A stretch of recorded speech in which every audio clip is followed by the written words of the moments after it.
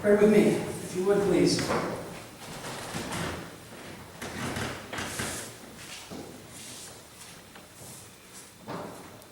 God, may the words of my mouth and the meditations of all our hearts be acceptable in your sight, our rock and our redeemer. Amen. Have you all heard of the movie Children of Men?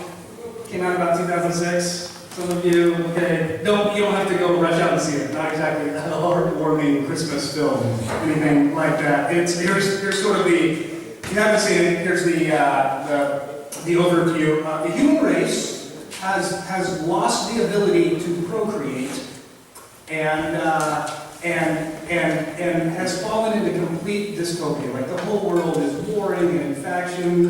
Like it's this horrible scene. Like the whole movie basically looks like the opening scene in Saving Private Ryan. If you've seen that, like it's a mess. It's really, like I said, not a heartwarmer. And yet I chose to use it as my image. Anyway. But here's what happens. In the story, the main character finds a woman who has had a child. The world has not seen a new child for 18 years, okay? And a woman is found who has just had a baby. Now, obviously, they know that this baby is probably not going to single-handedly repopulate the earth, but there was just this message of hope that the entire movie is about protecting this woman, getting her to safety, where she can raise this living statement that says, we're gonna make it. And it's a pretty poignant movie. I can't help but think of that movie when I read this passage. The deal is this, we read passages like this during Advent for a reason. It's that line that Laurel just said. The young woman is with child and shall bear a son and shall name him Immanuel. And we hear that and immediately we think Christmas. We think that sweet little 8.6 baby Jesus, swaddling clothes, manger, dear Lord baby Jesus. Sorry, that's a Talladega Nights reference. Here's the deal. It's a sweet association. We hear Immanuel, we think this Christmas message, and that's why we read it, and we'll get there. We'll get there. Because that message is a part of our tradition. It does become a part of the hope that we associate with Christ being born. But if you read this passage, especially in its context, not exactly a heartwarming story. Let me just give you an overview, okay? Because we just get the snippet. We just get this little part to make sure that we include Immanuel, okay? But here's what's going on. Isaiah speaking to a king. The king's name is Ahaz. Ahaz, not really that good of a dude. I'm just going to be honest with you, okay? Does a lot of really weird and nasty stuff, a bunch of pagan customs, and sacrificed his son in the temple, like, huge mess. Not exactly our holiest king ever. And he is about to be attacked by two nations up north.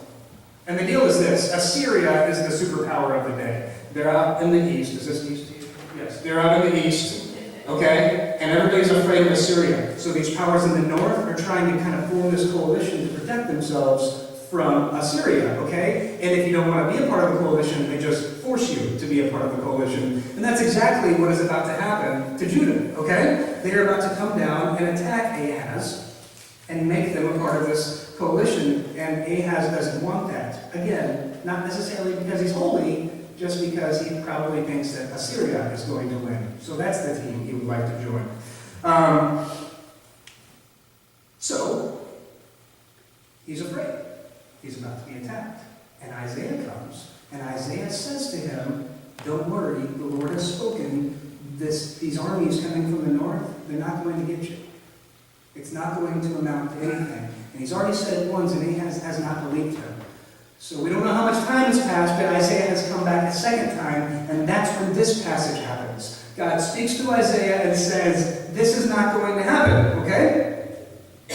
I'm speaking on behalf of God. Ask for a sign. You want a sign? I'll give you a sign. And Ahaz says, what sounds pretty pious, I will not test the Lord. But really, what most commentators will say is, he didn't really care about a sign. He didn't really trust what Isaiah had to say, and he was already going to choose Assyria as backup, you know. But God says to Isaiah, you don't want a sign? Great, I'll give you a sign anyway, just to make sure you understand what I'm talking about. You see this woman over here? Well, she's pregnant. She's going to have a boy. By the time that boy is eating curds and honey, by the time that boy can choose between good and evil, he'll be eating curds and honey. Now, that might not put within you a sense of peace, but stick with me. It meant something to Ahaz. If your land is under siege, food becomes pretty scarce. If you're a baby, you're at the bottom of the totem pole. So for a baby in a few years to be eating curds and honey was a message that this siege is not going to work out. You're going to be safe. Great news, right? Good news? Don't say yes. I let you expect, I'm sorry. Because there's more. This is the killer. If it would have just stopped at verse 15, I could have, it would have been a very different sermon, frankly. But for some reason, the lectionary thought, I know, I'll add 16, and things go downhill in verse 16. In 16, it starts talking about what will happen instead of these two armies up north taking over Judah. It basically just says, don't worry about those two armies up north. They're not going to get you. Assyria is. Merry Christmas. And then he goes on to talk about, like, here's the deal. This land that you're so worried about, the northern armies taking over, it's going to be wiped clean. And you're not even going to be here. You're going to be dragged into another country in exile. So, there's your message. And then he goes on to talk about all of those beautiful farms and vineyards that you have. They're going to be thorns and briars now. I mean, Isaiah really drives the point home. Like, you're not just going to be taken into exile. Your land is going to be ugly. Which is just, salt into the wound as far as I'm concerned. And I thought, great, how am I going to do it? Beautiful, hopeful Advent sermon here. But I noticed one line. Just one line. Is tucked quietly into verse 14. Immanuel, God with us. See that woman over there? She's pregnant. She's going to have a son. He's going to be named Immanuel, God with us. And then he goes on to tell some very difficult things, which I've already told you. But built into the middle of it is this quiet little promise. I'll be with you. Strange promise for a mess of a story, honestly.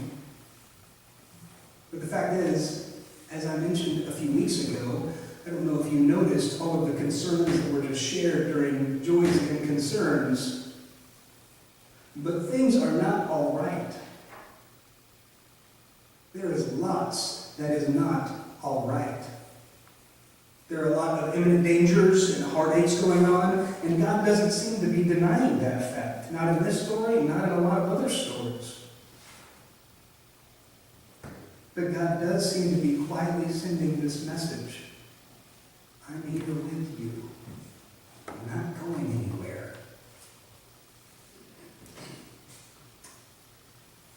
After my brother-in-law Kobe died this summer, almost immediately after, I was speaking to a friend, and that friend mentioned a particular part of the Apostles' Creed. Now, just as a general rule, you can take this as just a little piece of advice. When you're talking to somebody in the throes of mourning, quoting an 1,800-year-old creed is not typically like the best pastoral care decision. It's not usually as comforting as one might want to hear. However, he chose, on top of that, to of all parts of the creed, quote a part of the creed that we don't even say in the Methodist Church that much. It's a weird part. It's the part that says he descended into hell. It's talking about Jesus. Says a lot of times what you'll hear when we don't say it is he was crucified, died, and was buried, and on the third day he rose again. But some traditions will say he was crucified, died, and was buried, he descended into hell, and on the third day he rose again. Not exactly the most heartwarming of lines. But for the first time, I understood what he was talking about. In that moment, I saw why this was a meaningful claim. When we are facing the hells that we will face, at some point or another, God with us. God is not only with us in our pain, God has been there before. God knows our hells and has chosen to be with us. It is not for God just some theoretical possibility. God knows our pain in a real way and chooses to be with us. Here I begin to see the hope that is in this season of anticipation. Of all things, God came in the form of a baby. Nothing could be more vulnerable. Immanuel, God with us. And there is also a time for triumph, a time we celebrate winning, victory. That holiday, in case you were wondering, is called Easter. At Easter, we celebrate God's victory over death. We celebrate that no matter how far we fall, how short we fall, we are claimed by Jesus as children of God. We look forward to a time when the heavens and the earth are reconciled as one. This is good news. This is the Christian holiday, the holy day. It's a big deal. But Christmas? This is the day of Immanuel, God with us. It's kind of a different message. See, the ancient Greeks, they thought that the realm of God, the heavens, was everything perfect, and this was everything that was sort of profane. Okay, we really maybe if you took it to its furthest extent, you would get asceticism. Like you would get we abuse ourselves because this stuff doesn't matter. What's going on here doesn't matter. Heaven is what matters, right?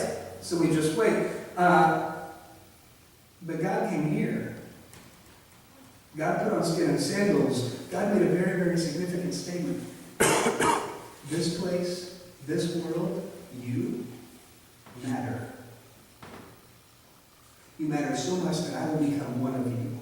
I will live the life that you live. I will take on all of your vulnerability in the form of a child so that you can hear me loud and clear when I say, you are my beloved. Immanuel, God with us. So Kingston, when you think or speak of yourself, when you think or speak of any, and I mean anyone else, may we remember just how loved we are. So loved that God chose vulnerability. So loved